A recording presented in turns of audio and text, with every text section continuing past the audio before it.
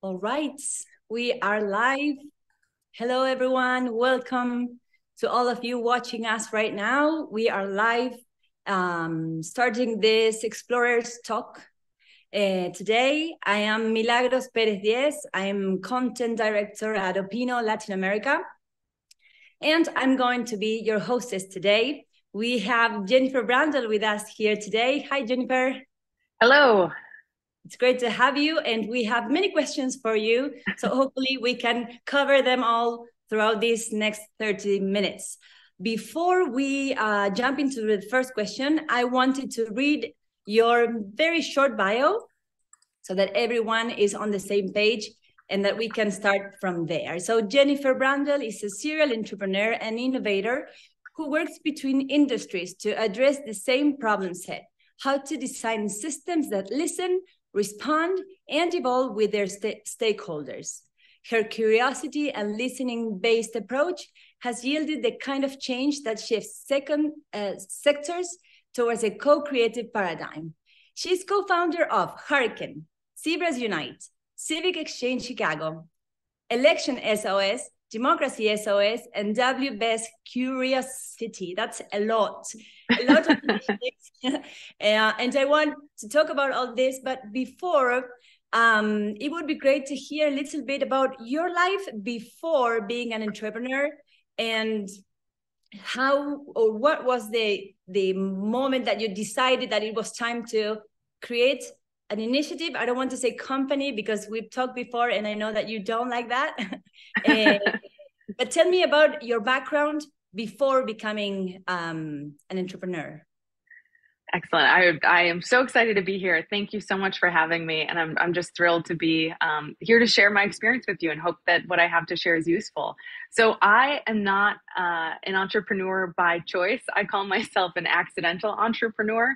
I didn't go to business school. I didn't study how to run a business or even really have an interest in business before starting one. I happened into it in part because I started to notice patterns that I wanted to address in my work and didn't find an existing organization that was doing that work, and thought, well, I guess I have to do this myself then if I really care about this problem that I'm trying to solve. And before starting businesses and initiatives, I did a lot of random things. In my 20s, I was picking grapes, doing manual labor in Tasmania. I was ghost writing for an exotic dancer. I started a craft company. What else? I was doing all sorts of random things, music videos for musicians, and really happened into journalism in part because I am a very curious person. I love to learn how things work and understand people's motivations and processes. And that led me into journalism, which is, something you can do for your job every day, is learn all of those things about so many different sectors and topics. And do you recall the moment you said, okay, I have identified all these patterns. What do I do? How do I start? Was that a question that you had, or was it natural for you to understand how to set up your first initiative? Absolutely. It was a moment in which I had learned when I was at WBEZ, which is a radio station, a journalism newsroom in Chicago. We had been experimenting with a different process for reporting the news in which the public was involved every step of the way, rather than just at the very end where they would get, the result of all of our decisions. And so this participatory process that we created was so powerful. It created better content that was higher performing, original, really useful to people. People loved it. It was like top performing content, and all of these newsrooms were coming to me saying, we want to do something like this. How do we do it? And okay. I thought to myself, can I teach them on my nights and weekends? And I got enough signal essentially from people saying we want help, that I thought I would regret not taking the time to figure out if I can, repeat this idea or help others do it. And I can't do it while also being in this job. So it almost came out of a desire to not regret versus a desire to start a business. Okay, great. So I see that it was pretty clear for you. So you know that in the audience today, we have very talented people that have identify a problem or maybe a pattern like yours, and they are working on a solution that will hopefully turn into a business later on. And this program that they are taking is kind of taking them on the first step now, and trying to have them reflect on what is the ethics, the ethical part of the foundation of the business they are about to create. So in your opinion, what would be the main principles for any business or any organizations, any ethical principles, and why would you choose those and not others? That's a great question. I think every business is going to be born out of a different set of values. And those values often come from the founders, the people who start it. They are making, all of these decisions on some level based on their own life's understanding, on their own principles, on their own experiences.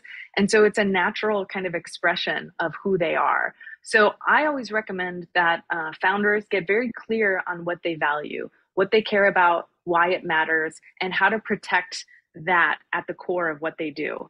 And so I personally, the way I look at it is I think about who are all the different stakeholders that my business can impact, and how do I, number one, make sure there's no harm created in what I'm doing, and number two, how can what I'm doing benefit each of those stakeholder groups, and then number three, how can those stakeholder groups then benefit one another to make an even bigger impact.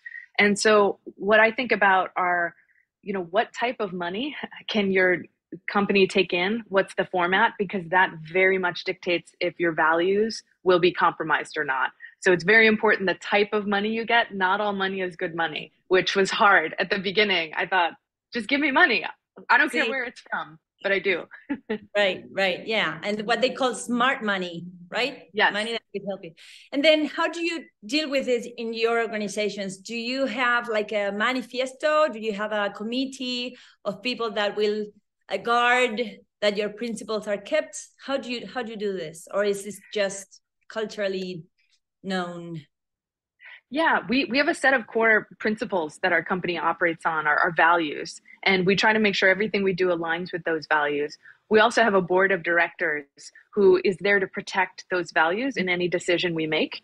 And I think because I'm still the majority owner of the company, we haven't sold it to people who could essentially tell me what to do.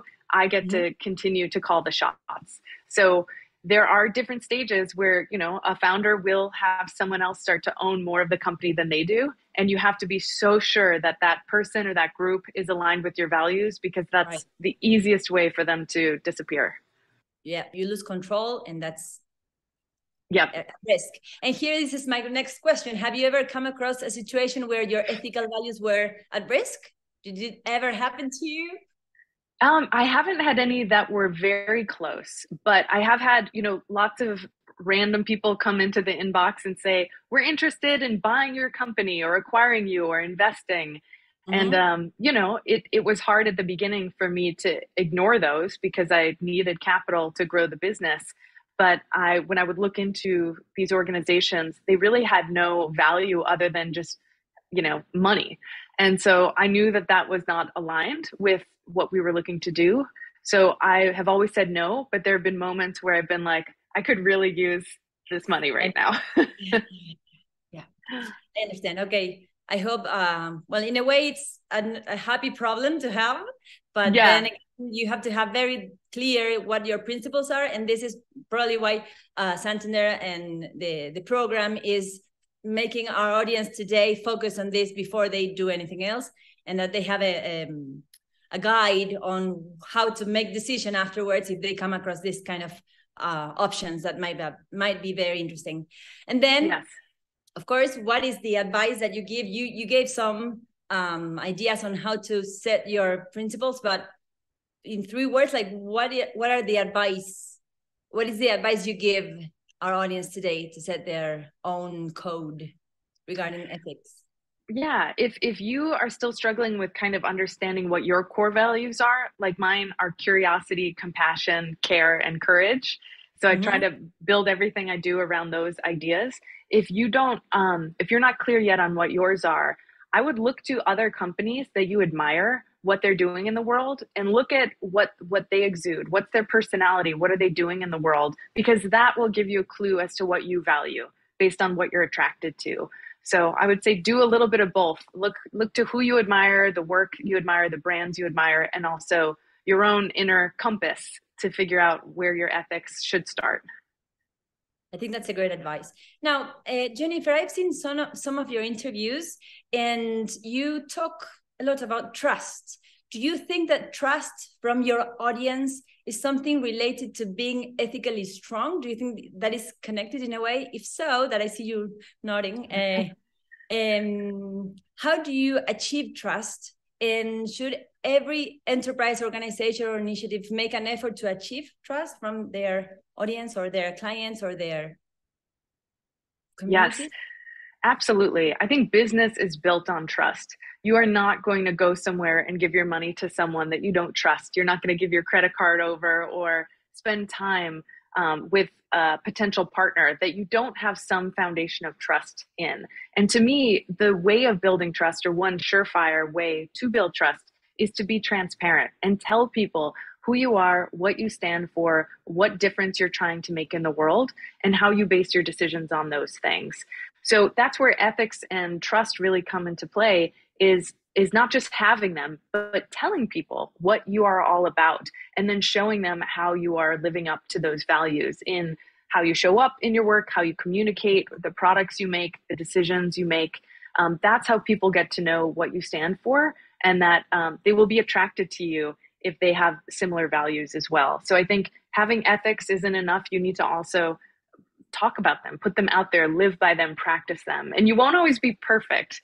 Like, there are many times where you're going to say, I need to get better in this thing that I really care about. But that's the beautiful thing about a business. It gives you so many opportunities to learn and to make mistakes and to better yourself and to try and embody those values more every day. Great. And hopefully all the people that are listening to us today, they feel motivated by this, and that they can, because they are, remember that they are at very early stage in the process. Mm-hmm. So it would be great to have them at least get to a point where they feel like they have seen some results, and that they have pivoted, or they have turn their ways due to the experience they are gathering. Mm-hmm. So let's talk now about your initiatives. Some of them are nonprofits, and you focus on politics, and others on society. What difference do you find between your more politically focused ventures and those focused on society? It's such a great question. I think at the end of the day, politics and society are always influencing one another. So it's hard to fully separate them. And I think about business as being a form of politics. Like, there are values baked into if you're a nonprofit or you're for-profit, and what kind of for-profit. If you're a B corporation, if you all these different kind of designations in different countries for what kind of business you are. And what you decide ultimately impacts society. Everything you make, what you make is created, how you get money, it shapes who we are and what we do. So I think about, there's so many different ways to practice your life in a way that can influence and inspire other people to live by those patterns. And one is to think about how your work influences politically what is happening around mm-hmm. you. So in the case of my work, Hearken, the company that I run day to day, we are all about helping people be better heard by the institutions that serve them. And in a democracy, which in theory, the United States has right now, it's not going very well. That's a core principle, is to have representation, is to be heard by those who you elect into positions of power. But in the US, we're not practicing democracy within our own institutions. We are not listening to people up and down. People don't have a voice. They don't have a say oftentimes. So I think about, there's, politics on the big level of who's running a country, who's running this, but there's also everyday politics in our organizations for how people can be heard and to matter. And so I see them really almost inseparable. And at the end of the day, you have to decide on a business form in order to get paid and have paperwork. And sometimes it makes sense to be a nonprofit. Sometimes it makes sense to be a for-profit. All right, great. We are flexible. We adapt to Yes. what it's really needed and not just the ultimate purpose. Exactly. So what has, you told me that you studied journalism, and how do you see that background you had has helped you in a way to set up all these new initiatives? So what has journalism brought you to entrepreneurship? So to be a journalist, you have to be very curious. You have to be humble and know what you don't know and not think you have all the answers. So you have to listen to people to get their advice. You need to be able to make decisions quickly and actually take action on them. Like a journalist isn't going to get paid if they write one story a year, unless, you're a very high level journalist. You need to continue to just keep shipping, putting things out there, making things. And you also just have to be extremely resourceful, calling around, asking people, do you know someone who's a good lawyer for this? Do you know someone who knows about that? And just really building your network, almost like a source Rolodex, like journalists have the people they call for certain topics. You start to build that up as an entrepreneur as well. So I think the skills of journalism and of communication, really, like all entrepreneurs and all companies on some level are communication companies because they have to talk about what they do. I think has been really, really helpful in terms of becoming a founder of a variety of initiatives and companies. That's great. That's great. So we should all be kind of journalists. Yeah, be curious, be resourceful, grow your networks. Correcto. Muy bien. So, and how did you come up with the Zebras movement? Tell us about that. Zebras. Yeah, Zebras Unite. So one thing you might have heard about in the entrepreneur community, especially in the United States, is this idea of what's called a unicorn company. And unicorns, are animals that do not exist. They're made up. And they have $1 billion valuation. So these are companies that are worth so much money. It's kind of hard to fathom. And what they are companies that are designed to maximize value for the people who have already put money into them. In other words, in our country, it's mostly wealthy white men who then get the value out of these companies. And when myself and a couple other entrepreneurs were talking about the companies we wanted to build and the ethics of what we wanted to do, and the fact that we had technology, we found that we were getting pushed into this value set that was about grow fast, grow hard, sell your company, raise money, get as big as you can, buy the Ferrari, Lamborghini, whatever it is. And it did not align with not only our personalities, but also it undermined the change we were trying to make in the world. And so we thought, how might we articulate an alternative to this? Because we were looking for it and we didn't see it out there. And so we came up with another animal that could, that is real, and whose advantage is actually in collaboration. So zebras, as an animal, are able to survive in the wild because they are mutualistic. They stay together. So it's not about competing against companies and being the best and being singular like a unicorn. It's about being in community and how do you collaborate in community. It's also, zebras are black and white. And so we like the idea of you can be for profit and for purpose. You can be two things at the same time that are sometimes at odds. And there are lots of other things about zebras. Like my last name is Brandel, B-R-A. My co-founder was Mara Zepeda, Z-E or Z-E. But yeah, we articulated this alternative to the fantasy world, which doesn't work, by the way, for most companies. The startup, raise a ton of money ecosystem works for very, very few companies. And many of them, some of the biggest companies today, still are not profitable. They have had billions of dollars put into them and they are not making money. And how was your experience reaching out to raise capital? Because everything that you do in life, it needs capital, it needs money in a way. So when you came with this idea or this new model. What did you get from the other side, from the people that did have money? Were they surprised? What did they say?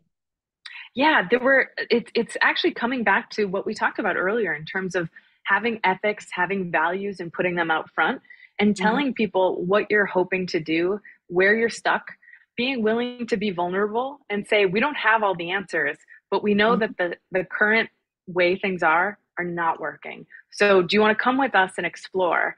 And so we used the networks that we had built as journalists, as people working in the world, as business people to let everybody we know say, let everyone know that we were doing this new thing and we were trying to build community to solve some of these problems that capitalism has been causing.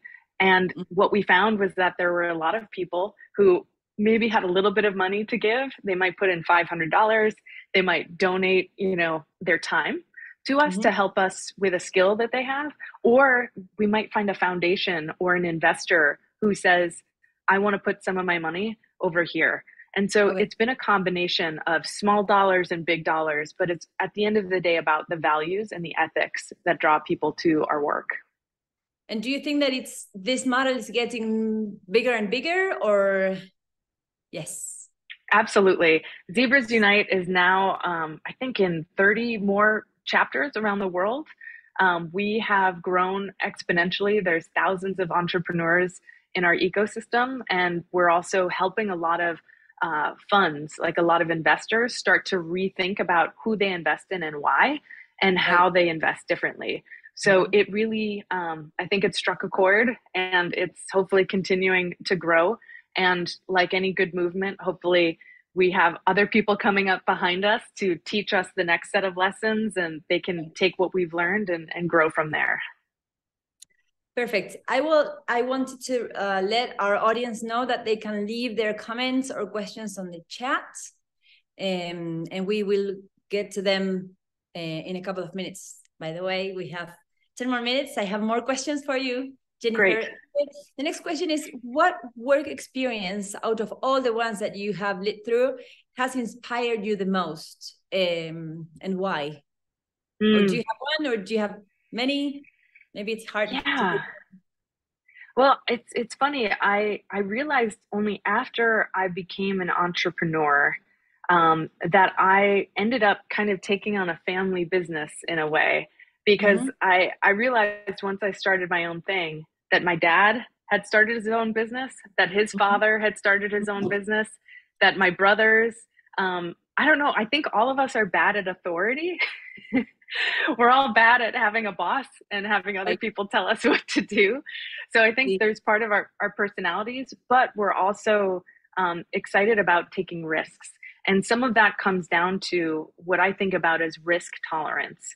So there are different times in a person's life where they can tolerate a lot of unknown. Maybe they don't have children yet, or they have their rent isn't very expensive, or they have a little bit of savings, or they have time. They have something that they can play with in order to experiment. And I remember just in my early 20s thinking there's no time like now where I have not many people relying on me. I have very little money that I have to spend to stay alive. So now's the time to really experiment because I have the most to gain from anything that I learn.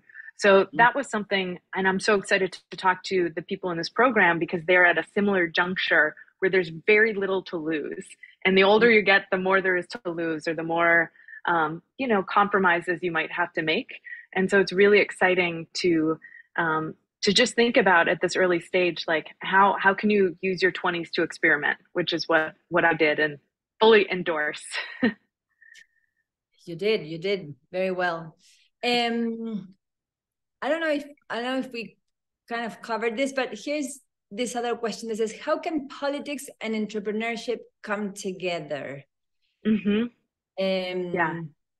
So you said that some of the companies are related to politics, and the impact that all the organizations have in society is similar to the impact politics have, but could they like take advantage of each other and have a greater impact if they work together?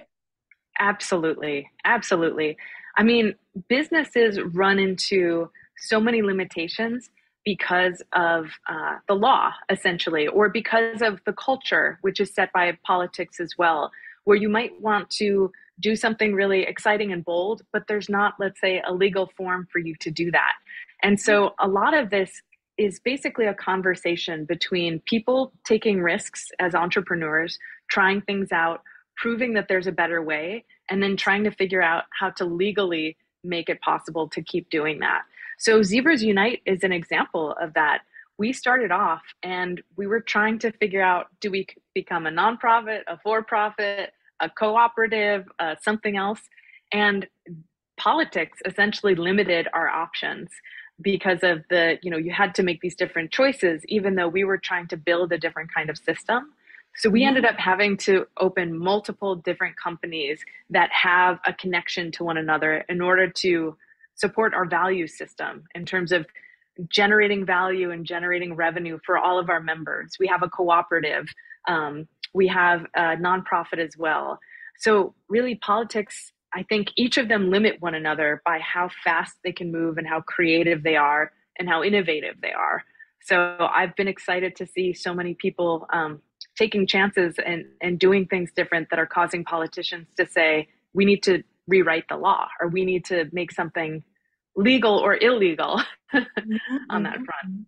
So it's a new world. We need new rules. We need absolutely new politics, and we need new structures. We need it all at once. It's easy and fast, Yes. We don't stop to think about it. We have to chop. Jennifer, they tell me that we have many questions from the audience. We have 3 minutes, but there is something I wanted to comment with you. Yeah.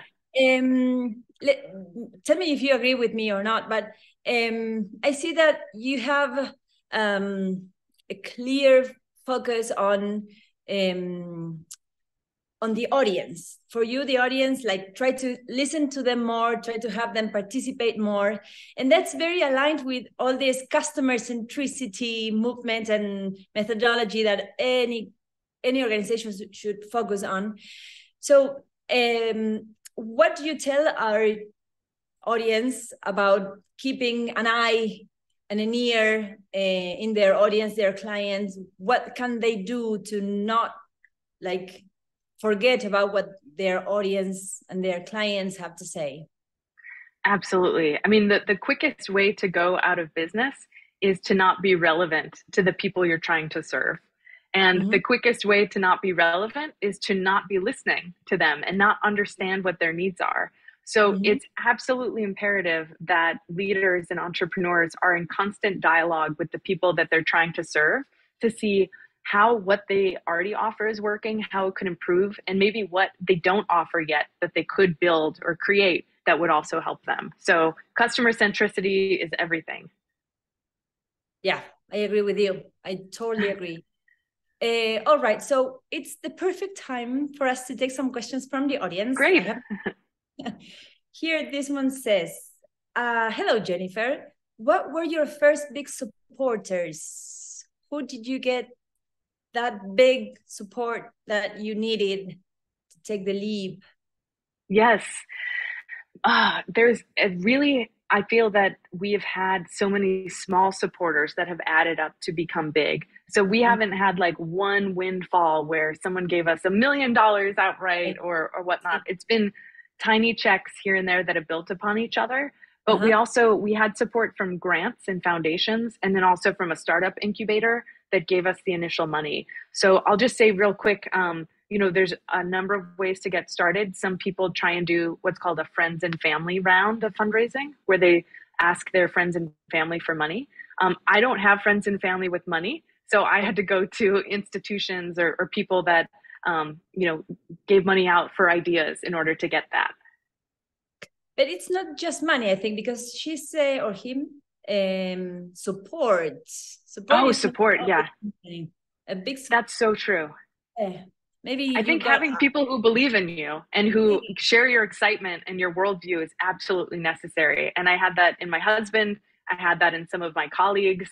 And I had that in myself that, I knew the current thing was broken. That was clear. And I didn't know that I had the answers, but I knew I couldn't continue doing the broken thing. Right. And I think in this case, this Santander program it's a big support for all the people that are joining the program, and then will probably build very big things. This Absolutely. is Adi Martinez. Hello, I'm Adi Martinez from Fumdi.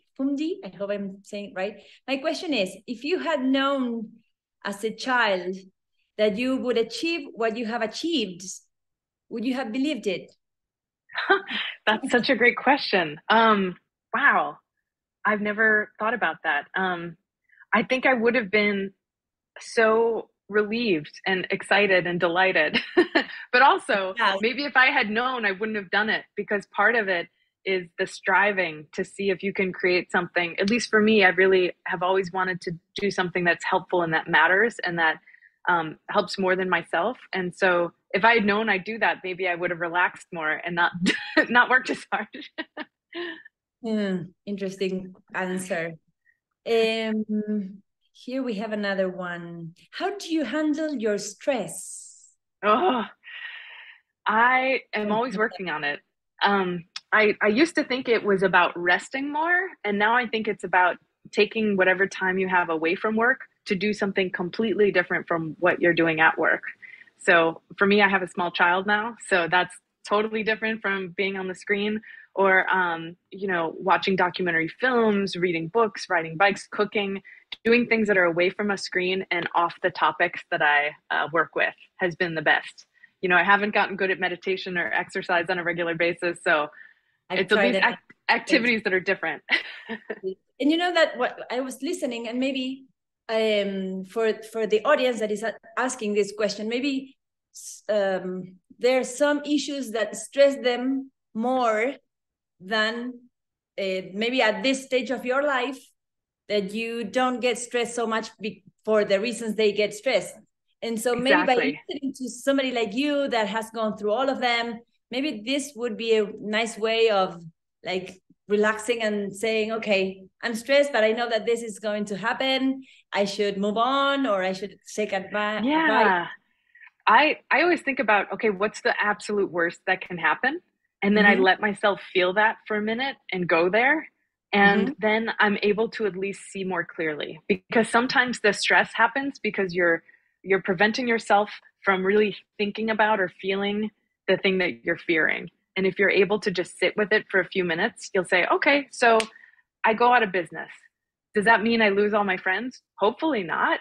Does that mean I'm worthless? No. Like let yourself go to the worst case scenario and then help. I find that that's useful to kind of release the tension on, the worst case scenario. If I'm still alive, it's okay. Right. And even in that case, you can reach out for advice. It's like, I'm super stressed because I don't know what to do. Okay, so breathe in and find people that will help you face that community. So useful. Community of other people. So this Explorer program is an amazing opportunity to like share that load and to find like-minded people to share that and help you solve for whatever's stressing you out. Perfect. Here is another one. Says, how can we find support for our business so that we can have bigger social impact? Yes. I think about, the kind of order we talked a little bit about before, where you think about what are your values that you care about and that you don't want to compromise in your work. And then what is your business idea and how does that reinforce those values? Or maybe their intention. That happens. Sometimes those values are intention, and that can be healthy and fine. But once you're clear on what your values are and what difference you're trying to make in the world, you can start looking for other people who are making a difference in that same way, whether it's a climate outcome or helping your local community outcome or on a specific topic, and start to build relationships with the people who are doing work in that sector.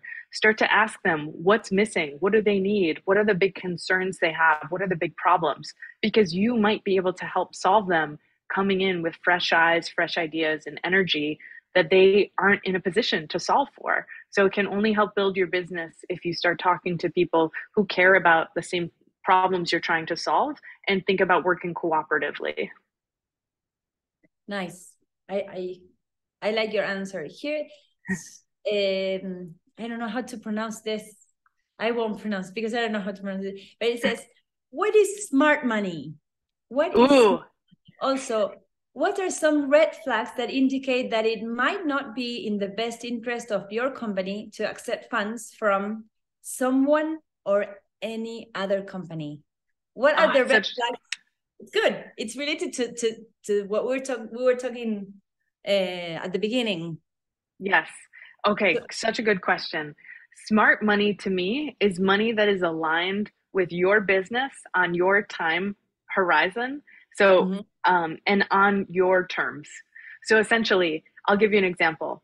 Let's say my goal is to build a company and a business that helps people be better heard by those they serve, which is true. And I think it's going to take 20 years for some of this cultural change to happen.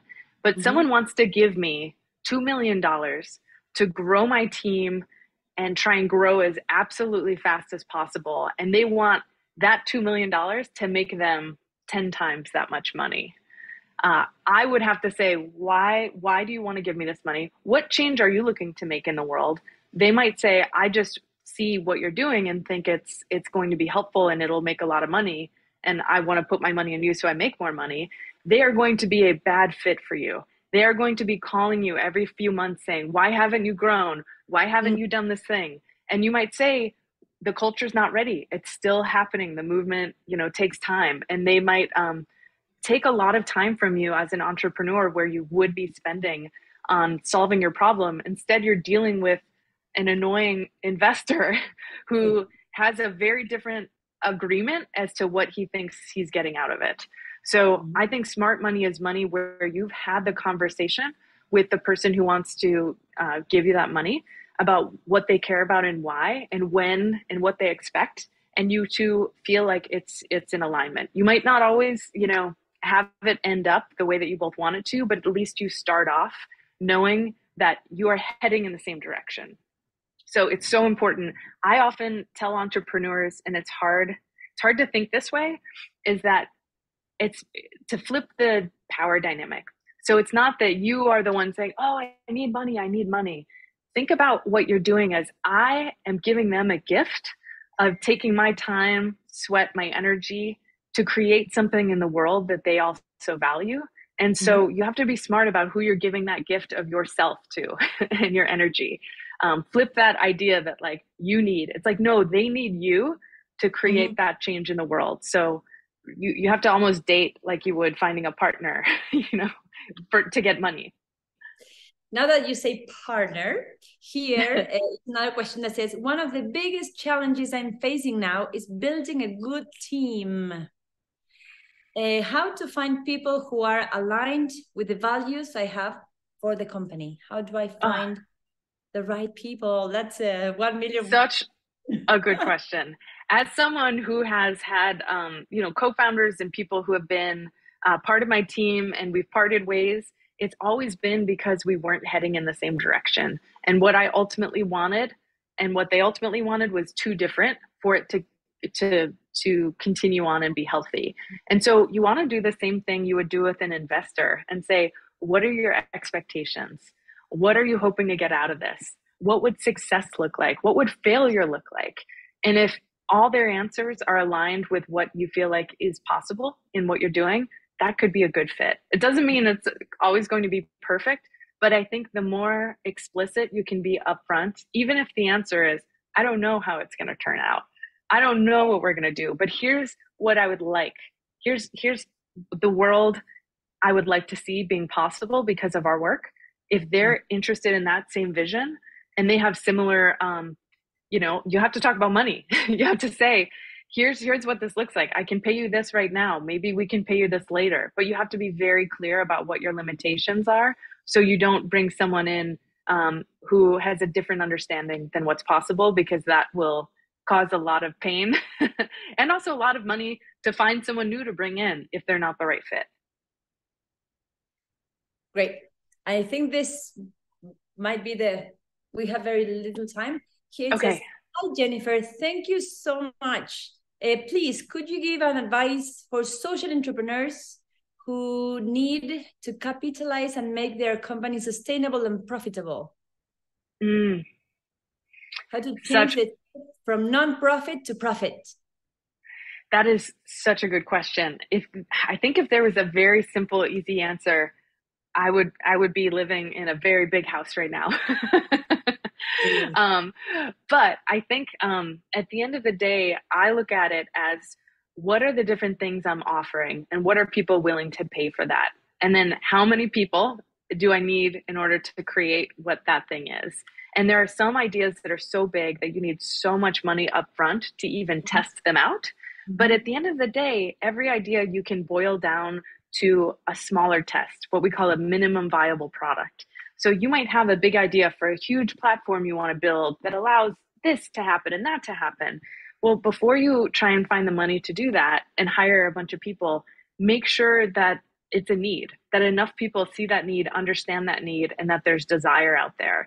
So it's always a struggle to go from getting money in from outsiders to then making revenue. But that's the sign of an actual business versus a startup, is when you figure that part out and you can actually count on revenue and not just investment dollars to keep growing and growing. You need to have a business model underneath it. But I'd be happy to connect with you further to talk about your particular situation, but there's no one size fits all solution. There you go. I think it's this user, the person is, the ask is Keka Stars. I don't know if that's okay. His user, so maybe then you can connect. Yeah, I'll put my Twitter in the chat. Perfecto. Here is another question. I think this might be the last one, and it's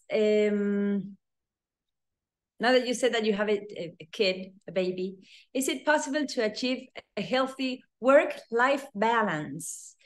Remember that the people that are listening or watching us now, they are starting with their initial.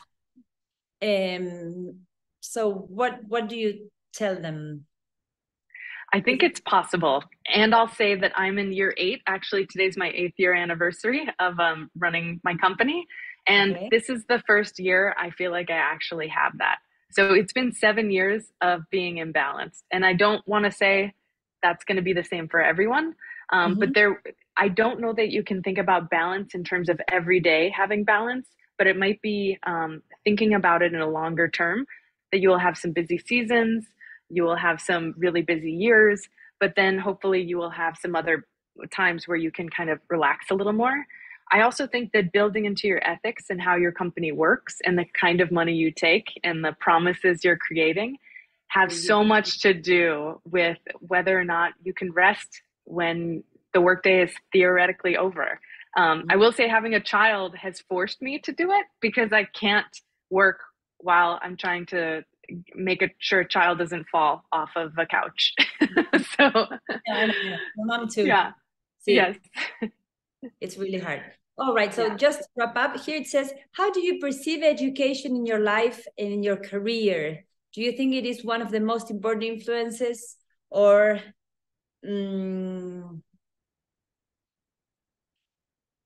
most important things in society? I think they are referring to education. Like school education. Yeah, like academic education. So I fully believe that experience is your greatest teacher. So you can definitely, I think going to classes, going to learn concepts, going places and taking that in, very important. But you will never learn more than you will by doing something and trying it and figuring it out yourself.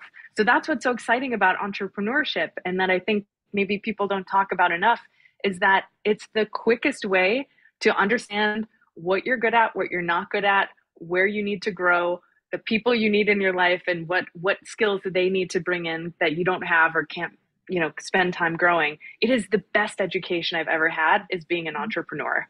Like times a million. I've had more conversations, more aha moments, more insights, more teachers that are not technically teachers through entrepreneurship than I could ever have if I had gotten 10 degrees. If I was a doctor, still not the same education as running a company and trying it out. Yeah, I agree with you. And I think that all the education system is changing too. You have this 4-year career where when you ended up, like when you got your degree, the world was a different world and stuff like that is so different. So I'm afraid that's all the time we had for today. It was great talking to you. Thank you. Yeah. To all the audience and the people that were watching, we got too many questions. I'm sorry we couldn't cover them all, but hopefully we can be in touch, and I hope that Jennifer can respond and give answers to all of them. Thank you again. Thank you so much. Good luck, everyone. Take care.